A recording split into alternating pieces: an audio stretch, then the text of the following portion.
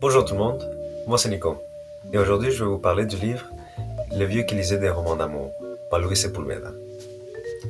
Sepulveda est un auteur chilien qui a publié son livre en 1989 par la maison d'édition Jucar, qui se trouve à Madrid en Espagne. Ensuite, ça a été traduit en français en 1992 par la maison d'édition parisienne Métallier. Il y a même eu une adaptation au cinéma en 2001 par le cinéaste Ralph De Hare, et l'acteur principal du film c'est Richard Dreyfuss. Donc, pour les gens qui préfèrent regarder le film au lieu de lire le livre, vous pouvez le trouver sur YouTube gratuitement. Mais aujourd'hui, on va se concentrer sur l'histoire, qui tourne autour d'un personnage très intéressant, un vieux qui s'appelle Antonio José Bovilar Proaño. Antonio est un homme qui vit dans un recoin de l'Amazonie, loin de toute civilisation, dans un petit village de l'Équateur qui s'appelle El Idilio. Dans El Idilio, il vit une vie très simple et très naturelle, où la plupart de ses journées consistent à manger, dormir, chasser, aller nager dans la rivière quand ça lui tente. Mais la chose qui lui procure le plus de plaisir dans la vie, c'est, comme le titre le dit, c'est lire des romans d'amour. Parce que pour lui, c'est quelque chose qui lui apporte premièrement un échappatoire à sa vie quotidienne, mais aussi lui permet de ressentir des émotions. Et c'est quelque chose que lui, il apprécie énormément. Par contre, la vie paisible et calme d'Antonio est dérangée un jour, quand deux indigènes, qui se nomment des Chouars, apportent au village le corps d'un gringo, un homme blanc, qui est complètement déchiqueté. Le maire du village assume très vite que c'est les Chouars qui l'ont tué et décide de les tuer lui-même. Par contre, Antonio intervient et par sa déduction et sa connaissance sur la vie de la jeune, il fait réaliser très vite que l'homme était un chasseur et qui avait tué les petits d'une femelle jaguar. Ensuite, la femelle a dévoré le chasseur. Il prévient au maire que si rien n'était fait pour arrêter la femelle, elle allait finir par terroriser l'Idilio et les gens qui se trouvent autour. Il a raison. Et donc le maire décide de demander son aide pour chasser le jaguar. Il fait ça pour deux raisons.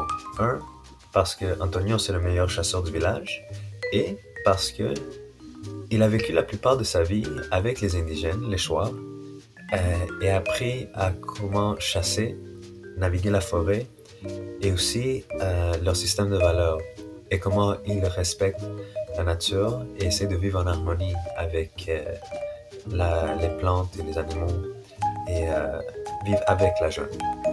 Ce qui suit est une histoire remplie d'aventures et de dangers. Et aussi, c'est quelque chose qui met le lecteur dans une ambiance très vive. Sepulveda utilise un langage qui est détaillé, mais en même temps pas trop difficile à comprendre. Il est capable de bien garder l'attention du lecteur, car il raconte son histoire principale avec des pauses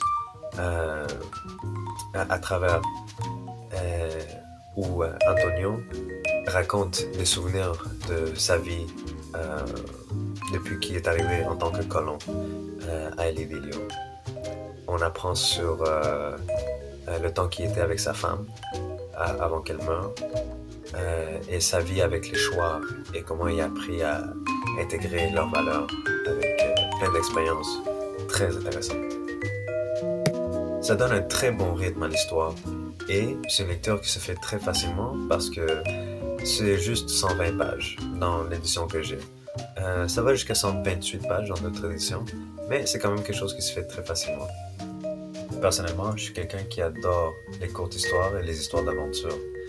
Donc, avoir une histoire comme ça, où on a un personnage qui est très mystérieux et à qui on s'attache, on devient attrapé un peu par l'intrigue et on veut savoir la fin, on veut continuer dans l'histoire et savoir qu'est-ce qui arrive avec lui et le jaguar et ce qui, à la fin, qui finit par vaincre l'autre.